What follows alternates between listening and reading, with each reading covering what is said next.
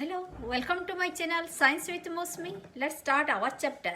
Today we are going to start NCERT textbook of science class 9 chapter 2 part 5th, or you can say the last part. Is matter around us pure? Line by line explanation. This is the last part. So welcome to a new session of class 9 for line by line explanation of this chapter. For the science of other classes also you can check out in this channel. If you like the video, then please subscribe my channel, like and share it, and press the bell icon so that you can get the notification of the latest chapter uploaded by me. So let's start the last part. What are the types of pure substances? तो फिर what are the types of pure substances? मतलब जो pure substances है वो कितने प्रकार की है? तो on the basis of their chemical composition, substances can be classified either as elements or compounds. ऐसे तो हम किसी चीज को देखने से, जैसे हमने देखा कि एक सोना, तो सोना की हमने उसको और डिवाइड करते चले, लास्ट को देखिए कि सोने के पार्टिकल ही मिलेगा। पर जैसे हमने पानी को देखा, पानी के बूंद को हमने देखा लगा कि ये तो पूरा प्योर है, तो फिर ये पूरा प्योर सब्सटेंस है। पर अगर हम केमिकली उसका कंपोजिशन देखने लगे तो हमको लास्ट में मिलेगा ऑक्सीजन, हाइड्रोजन। तो फिर ऑक्सीजन और हाइड्रोजन जिसके जो कि एक एक गैस है, पर पानी क्या है? पानी तो पानी है, ये तो लिक्विड है। तो फिर ऐसे ही होता है और हमको असलियत में पता नहीं चलता कि ये चीज प्योर है या कंपाउंड है। ये तो फिर प्योर है, ये फिर क्या है? तो फिर आगे चल के देखते हैं कि ये सब क्या है। On the basis of their chemical composition, अगर हम केमिकल कंपोजिशन को देखें तो substances can be classified either as element और कंपाउंड। या तो ये हो सकता है एलिमेंट या फिर हो सकता है कंपाउंड। तो एलिमेंट क्या है और कंपाउंड क्या है, इस पार्ट में हम ये डिस्कस करने वाले हैं। तो ये एलिमेंट टर्म जो है, ये हमको पहले रॉबर्ट बॉयल ने पहले ये टर्म एलिमेंट बोल के यूज किए थे, और ये कब हुआ था? 1661 में उन्होंने यूज किए थे। पर एंटोनी लॉरेंट लेवोजियर ने हमको, जो कि एक फ्रेंच केमिस्ट है, was the first to establish an experimentally useful definition of an element. इसका एलिमेंट का रियल डेफिनेशन ने हमको दिया था लेवोसियर ने। तो फिर उन्होंने क्या कहा था? उन्होंने जैसे कहा था कि he defined an element as the basic form of matter. एक मैटर का बेसिक फॉर्म होता है, यानी कि जिससे वो मैटर बना है, that cannot be broken down. ये बात को अब याद रखिए, that cannot be broken down into simpler substances by chemical reaction. Okay, तो फिर that cannot be broken down into simpler substances by chemical reaction. जैसे आप सोना को जितना आप तोड़ते जाएंगे मोलिकुलर लेवल, एटम लेवल पे वही सोना ही मिलेगा आपको। तो फिर that cannot be broken down into simpler substances, और सिंपल आप उसको जितना भी सिंपल जाएंगे वही सोने के पार्टिकल ही मिलेगा। पर अगर वाटर का जाएंगे तो आपको लास्ट में क्या मिलेगा? आपको मिलेगा हाइड्रोजन, ऑक्सीजन, ये सारे। तो फिर एलिमेंट वही होता है जो कि आखिरी तक वही रहेगा, वही बन के रहेगा। It is the basic form of matter that can not be broken down into simpler substances. उसको और ज़्यादा सिंपल आप नहीं बना सकते। तो elements can be normally divided into, तो यही एलिमेंट्स को फिर हम 3 भाग किए हैं। जैसे कुछ मेटल्स है, कुछ नॉन मेटल्स है, और कुछ मेटालॉइड्स है। तो ये मेटल्स क्या है? मेटल्स को हम कैसे पहचानेंगे? ऐसे तो आपको किसी चीज़ को आपको दिखाया जाए, कहा जाए कि मेटल है कि नॉन मेटल है, आप तुरंत कह देंगे हाँ ये तो मेटल है। पर उसके कुछ प्रॉपर्टी आपको पहचानना होगा ताकि आप दावे के साथ कह सकते हैं हाँ ये मेटल है। ठीक है, तो फिर चलिए डिस्कस करते हैं कि मेटल्स का कुछ प्रॉपर्टी होता है। जैसे ये लस्टर, इसका लस्टर करता है। इसका लस्टर मतलब इसका अपना शाइनिंग होता है। मेटल यानी कि चमकता है ना। आप याद कीजिए, आयरन, गोल्ड, सिल्वर, ये सारे थोड़ा चमक आता है ना, उसका डेजलिंग आता है। दे हैव सिल्वरी ग्रे और गोल्डन येलो कलर। जैसे एक सिल्वरी ग्रे या फिर गोल्डन येलो कलर। ऐसा नहीं कि लाल, पीला, नीला, ऐसा देखे हैं मेटल? नहीं देखे हैं। तो फिर ये सारे लस्टर जैसे ग्रे सिल्वरी कलर में होता है। और क्या ये कंडक्ट हीट एंड इलेक्ट्रिसिटी, इसके अंदर से हीट और इलेक्ट्रिसिटी आसानी से प्रवाहित हो पाता है। इसीलिए तो हमारे सारे मेटल का बर्तन ये सारे होते हैं। फिर ये होता है डक्टाइल। आप देखे होंगे ये इलेक्ट्रिसिटी में यूज होता है, इलेक्ट्रिसिटी प्रवाहित कर पाता है। इसीलिए हमारे वायर्स जितने भी होते हैं उसके अंदर क्या होता है? मेटल्स होता है। कॉपर होता है, सिल्वर होता है, और ज़्यादा कॉस्टली वाला सिल्वर होता है, तो फिर एल्युमिनियम होता है। ये सारे हमारे वायर्स में इलेक्ट्रिसिटी कंडक्शन करने की वजह से यूज होता है मेटल्स। तो दे आर डक्टाइल। डक्टाइल मतलब उसको सीड्स में परिवर्तन किया जाता है, छोटी छोटी सीड्स। डक्टाइल मतलब है उसको तार से हम खींच सकते हैं, can be drawn into wires. तो फिर हम उनको, डक्टाइल मतलब होता है हम एक अगर छोटा सा भी टुकड़ा, एक बॉल जैसे अगर हम छोटा सा भी टुकड़ा का बॉल का मेटल लेंगे तो उसको हम तार खींच के बहुत बड़ा तार बना सकते हैं। तो ये नेचर सिर्फ और सिर्फ मेटल का है, ये नॉन मेटल में ये नेचर आपको नहीं मिलेगा। और एक है डक्टाइल और मेलेबल, ये दोनों चीज़ आप जरूर याद रखिए। मेलेबल मतलब उसको सीड्स में परिवर्तन करना। जैसे हमारे सोने का जो हमारे सारे आभूषण तैयार किया जाता है, तो फिर क्या होता है, ऐसे चाहे आप जितना कम सोना दें उसको ऐसे उसके डक्टिलिटी और मेलेबिलिटी, ये दोनों उसको तार खींच के और छोटे छोटे सीड्स बना के अच्छा सा डिजाइन बना दिया जाता है। आपको लगेगा अरे ये तो बहुत ही भारी है। मेलेबल मतलब वो जो सीट बनाना, आप तो आयरन का सीट देखे होंगे, उससे हमारा बक्सा बनता है और भी बहुत सारे चीज बनता है। तो फिर दे आर सोनोरस। और एक सोनोरस यानी कि उसका टन ठन ढन ढन झन झन ऐसा एक मेटल का एक साउंड होता है। अगर एक लकड़ी से दूसरे लकड़ी अगर आप टकराएंगे तो क्या आवाज होगा? कुछ आवाज किसी को सुनाई नहीं देगा। पर अगर आप मंदिर में जाते हो, बेल बजाते हो कि नहीं, कितना दूर तक सुनाई देता है। तो फिर ये किसके लिए होता है? क्योंकि ये हमारे मेटल जो है वो सोनोरस है, यानी कि मैक के रिंगिंग साउंड व्हेन हिट। आपको याद होगा आपके स्कूल कितने बड़े हैं? बिल्डिंग के इस तरफ कहीं कोने में आपका पियान जाके अगर ये बेल बजाता है तो फिर आपको बिल्डिंग के दूसरी ओर भी सुनाई देता है, अरे 5 नंबर पीरियड खत्म हो गया, अब तो 6 शुरू होने वाला है। तो फिर इतना पावरफुल है हमारी ये सोनोरस, ये मेटल का सोनोरस का ये गुण हम यहाँ पर यूज करते हैं। तो जब भी हम मंदिर का बेल सुनेंगे आप याद करेंगे ना, मेटल और सोनोरस। Good, very good. तो एग्जाम्पल्स ऑफ मेटल्स आर, ऐसे क्या है मेटल्स का एग्जाम्पल है gold, silver, copper, iron, sodium, potassium etcetera, आप जानते हैं। तो मरकरी, पर इसका एक एक्सेप्शन भी है, जैसे हमारे हो गया मरकरी। मरकरी भी एक मेटल है। मरकरी बोलेगा अरे भैया मुझे छोड़ दिए क्या, मैं भी तो मेटल हूँ। पर उसने उसके बाद अभी तक नहीं की, उसके बाद तो स्पेशल करना है, क्योंकि mercury is the only metal that is liquid at room temperature. Metal को तो हमने कह दिया कि सॉलिड है, पर नहीं, रूम टेम्परेचर मरकरी जो है हमारी ये लिक्विड होता है। आप देखे हैं मरकरी कहाँ देखे हैं? आप थर्मोमीटर के वो बल्ब में देखे हैं ना, तो वो लिक्विड स्टेट में रहता है, पर ये एक मेटल है। ये अक्सर एग्जाम में आता है, बहुत बहुत बहुत ही इंपॉर्टेंट है। पूछा जाता है कि नेम वन लिक्विड मेटल, तो तुरंत ही आपको लिख देना है mercury. Non metals usually show some of all the following property. अगर नॉन मेटल की कुछ कैरेक्टरिस्टिक देखा जाए तो फिर वो क्या है? दे डिस्प्ले वैरायटी ऑफ कलर्स। अब नॉन मेटल्स में कोई कमी नहीं कलर्स की, चाहे लाल पीला आप कुछ भी बोलिए, ये नॉन मेटल्स में आपको सारे कलर्स मिल जाएंगे जो कि आपको मेटल में नहीं मिल पा रहा था। और नॉन मेटल्स ये poor conductor of heat and electricity है। इसके अंदर अगर इलेक्ट्रिसिटी प्रभावित होने का आप सोचे तो बिल्कुल ही नहीं हो सकता, और हीट भी नहीं प्रभावित हो सकता ठीक से, है ना। इसीलिए तो हमारे जो बर्तनों की हैंडल पर नॉन मेटल दिया जाता है, ताकि आप उसको आसानी से पकड़ पाए। आँख की जो हीट वो आपके हाथ पर नहीं आएगा और आप उसका अच्छा पकड़ में आएगा, इसीलिए हैंडल के जगह दिया जाता है non metals. They are not lustrous, इसका इतना शाइनिंग भी नहीं होता, और ये सोनोरस भी नहीं होता, और ये मेलेबल भी नहीं होता। ना ये ढन ढन आवाज़ करता है, छन छन आवाज़ करता है, ना ये शाइनिंग करता है, डेजलिंग करता है, और ना इसको आप सीड्स में परिवर्तित कर पाएंगे। तो फिर ये सारा गुण आपको नॉन मेटल में नहीं मिलता।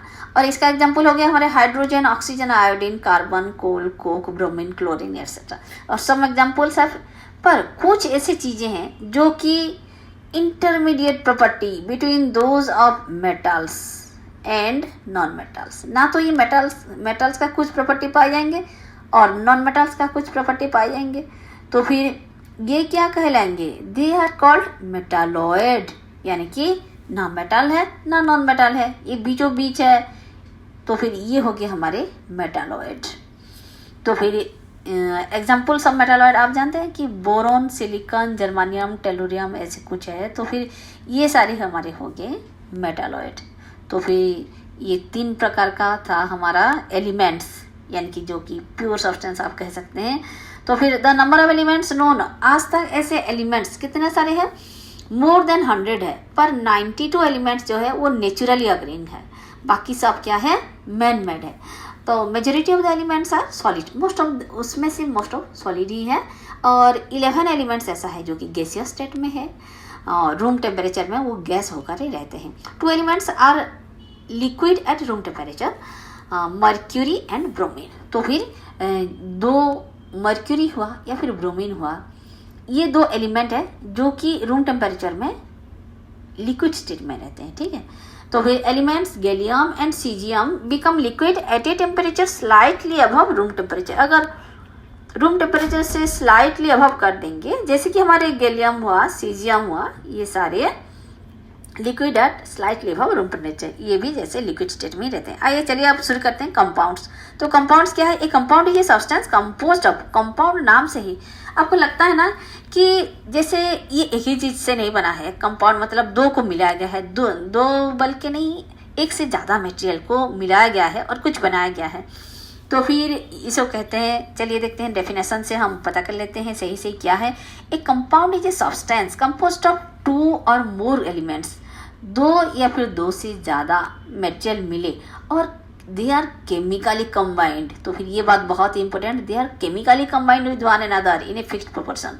अगर केमिकली नहीं बोला होता ना तो फिर हम उसे मिक्सचर भी कह सकते हैं, क्योंकि मिक्सचर में 2 कंपाउंड तो मिले हुए होते हैं, पर ये जो केमिकली कंबाइंड हो गया, इससे ये हो गया compound. Okay, this is the difference between mixture and compound, जो कि अगले पेज में हम टेबल में और एक बार रिवाइज कर लेंगे। What is the difference between compounds and mixture. अब इसके लिए टेंशन मत लीजिए। तो फिर इसका डेफिनेशन में आपको ये लिखना होगा, कंपाउंड ये सब्सटेंस कंपोज्ड ऑफ 2 और मोर एलिमेंट्स। कंपाउंड्स में रहता है 2 से ज़्यादा एलिमेंट्स जो कि केमिकली कंबाइंड है, ठीक है, with another in a fixed proportion. जब वो कंबाइन हो गए, ऐसा नहीं कि किसी भी प्रोपोर्शन का ए और किसी भी प्रोपोर्शन का बी आपको कंबाइन कर लेना है, बस ये नहीं हो सकता। उसका भी एक डिसिप्लिन है। क्या है कि सर्टेन उसका कौन सा प्रोपोर्शन में अमाउंट ए रहेगा और कौन सा अमाउंट बी रहेगा, उसका एक डेफिनेट प्रोपोर्शन होता है, इन ए फिक्स्ड प्रोपोर्शन। ये बात को आप जरूर याद रखिए, इन ए फिक्स्ड प्रोपोर्शन, तभी जाकर वो न्यू सब्सटेंस बनेगा। तो फिर what do we get when 2 और मोर एलिमेंट्स आर कंबाइंड। जब 2 या फिर मोर एलिमेंट्स कंबाइन होते हैं, हमको मिलता है एक न्यू सब्सटेंस। क्या मिलता है ये हम एक्टिविटी में देखेंगे, और रिजल्ट होगा एक न्यू सब्सटेंस, ठीक है। तो एक्टिविटी 2.10, इसमें हमको करना है divide the class into 2 groups. हमारी क्लास को हमने 2 भाग में भाग कर लिया और दोनों को हमने कुछ कुछ दिया। क्या दिया, 5 ग्राम ऑफ आयरन फिलिंग्स दिया और 3 ग्राम ऑफ सल्फर पाउडर दिया, और ये दोनों को एक चाइना डिश में दिया, दोनों ग्रुप को दे दिया। फिर हमने ग्रुप ए को उसके साथ mix and cross iron filings, and हमने कहा कि ग्रुप ए को हमने कहा कि ये दोनों को मिक्स कर दो, मिक्स और crush iron filings and sulphur powder. Sulphur powder और आयरन फिलिंग्स को क्रश करके उनको मिक्स कर दो, यानी कि पाउडर बना दो। जैसे हम पाउडर बनाते हैं और दोनों को मिला लेते हैं, मिक्सचर बनाते हैं, ऐसे ही कर दो, ठीक है। उन्होंने कर दिया। ग्रुप बी को हमने कहा, सेकंड ग्रुप को हमने कहा, ग्रुप ए को हमने सिर्फ क्रश करने के लिए कहा, याद रखिए, पर ग्रुप सेकंड को इसको हमने कहा कि इसको मिक्स करो, क्रश करो iron filings and sulphur powder को, और इसके बाद उसको आप हीट करो, ठीक है। उसको गर्म करना है मिक्सचर को स्ट्रॉन्गली, यानी कि अच्छा से गर्म करो टिल रेड हॉट, लाल होने तक। उसके बाद उसको फ्लेम से निकाल के फिर ठंडा होने दो, कूल करो। पहले को तो कहा क्रश एंड आयरन फिलिंग्स कहा और मिक्स करो वाला, पर दूसरे को हमने हीट करने के लिए भी कहा और कूल करने के लिए कहा, ठीक है। अब देखते हैं दोनों में जो रिजल्ट निकलता है क्या डिफरेंस होता है। तो ग्रुप 1 एंड 2, तो हमको क्या चेक करना है, कुछ बातें हमको दोनों में चेक करना है। जैसे चेक फॉर मैग्नेटिज्म, दोनों का मैग्नेटिज्म सेम है क्या in the chemical in the material obtained. Bring a magnet, magnetism कैसे चेक करेंगे, bring a magnet near the material and check if the material is attracted towards the magnet. फिर हमको check करना है कि दोनों का टेक्सचर और कलर कैसा है। आप अगर किसी का परीक्षण करने जा रहे हैं तो आपको पता होना चाहिए कि आप क्या परीक्षण करने जा रहे हैं। तो आपको मैग्नेटिज्म चेक करना है, आपको उसका इन दोनों का टेक्सचर और कलर चेक करना है और the material obtained by the groups. और फिर आपको क्या करना है, carbon disulphide CS2 to 1 part को कार्बन डाइसल्फाइड देना है to 1 part of the material obtained, stir well and filter, और उसको अच्छी तरह मिला के फिर उसको फिल्टर कर देना है। और अदर पार्ट को क्या करना है, add dilute sulphuric acid, dilute H2SO4 देना है और डाइल्यूट HCl देना है, dilute hydrochloric acid to the other part. तो फिर एक को हमने दे दिया कार्बन डाइसल्फाइड और दूसरे को दे दिया या तो डाइल्यूट सल्फ्यूरिक एसिड या फिर डाइल्यूट हाइड्रोक्लोरिक एसिड। इससे क्या होगा, द मटेरियल ऑब्टेन्ड, इससे जो मटेरियल मिलेगा आप उसको टीचर के साथ मिलकर सुपर, ये सारे काम आप अकेले नहीं करने वाले हैं, ये आपको टीचर जरूर देखे रहना है। और perform all the above steps with both the elements iron and sulphur, जो कुछ भी आप कर रहे हैं आयरन और सल्फर दोनों के साथ बराबर कीजिए, ठीक है। तो फिर इससे क्या होगा, देखिए the gas obtained by group 1 is hydrogen. Group 1 को सिर्फ क्रॉस और मिक्स करने के लिए कहा गया था, तो ग्रुप 1 जिसको हमने CS2 दिया था, कार्बन डाइसल्फाइड दिया था, और एक को हमने दिया था क्या कि डाइल्यूट सल्फ्यूरिक एसिड और डाइल्यूट हाइड्रोक्लोरिक एसिड दिया था। तो ग्रुप 1 से हमको मिला हाइड्रोजन मिला। तो हाइड्रोजन कैसा रहेगा, ये रहेगा कलरलेस, अडरलेस, कंबस्टिबल, यानी कि वो खुद जल जाता है ना।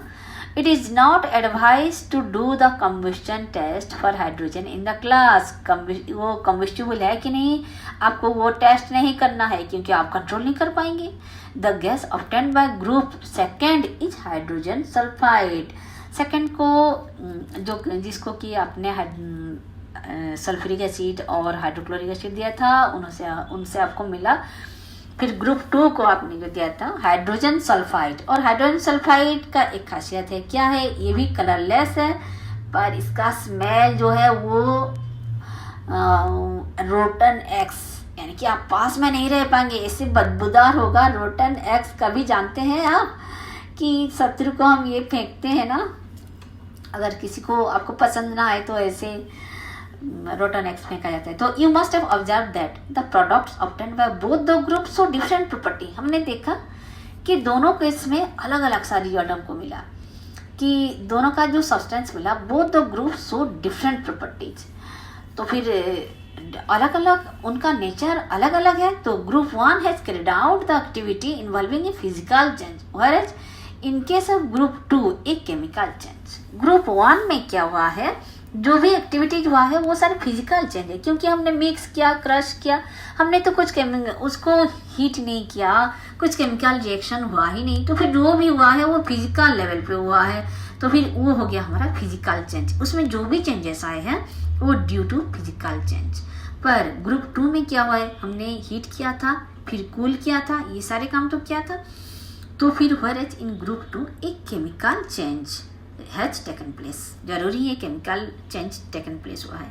चलिए इससे हम कुछ बातें निकाल लेते हैं, जैसे the material obtained by group 1 is a mixture of 2 substances. Mixture of, हमने आयरन फिलिंग्स और सल्फर को मिलाया था, तो फिर ये एक मिक्सचर है, मिक्सचर ऑफ 2 सब्सटेंसेस। मिक्सचर में क्या होता है, दोनों का प्रॉपर्टी वही रहता है।